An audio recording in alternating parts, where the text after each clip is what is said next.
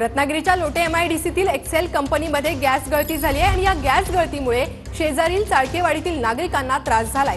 चाळकेवाडीतील तब्बल 40 ते 45 नागरिकांना गॅस गळतीचा त्रास झालेला आहे। त्रास झालेल्या नागरिकांना लोटे येथील घरडा रुग्णालयात उपचार देण्यात येत आहेत। चाळकेवाडीतील नागरिक कंपनी प्रशासनावर संतप्त झालेले आहेत। आमच्या वाडीतच गॅस पसरली। मी तिकडून आली ती खालून आली अशी आणि आत घरात घुसली। घरात घुसल्यानंतर माझी पोरं आत होती आणि मग ती माझी सून अगोदर पळाली। जसा पाऊस पण होता आणि पावसातून निसता घरोघर आतमध्ये घुसला आणि मग एकदम माणसाला खोकला विकला सुटला, खोकला निर्माण झाला। मग माणसाला दमसाठी होई नाही।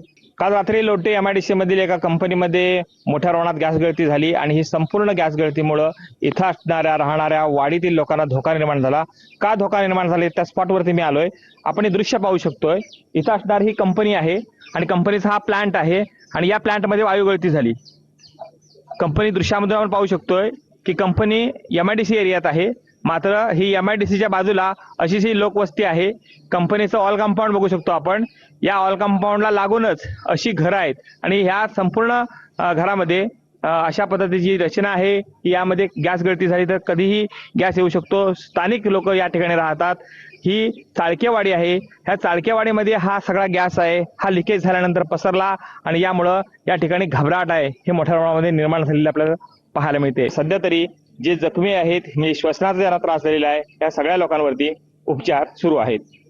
कृष्णकांत साळगावकर, TVN मराठी, खेड, रत्नागिरी।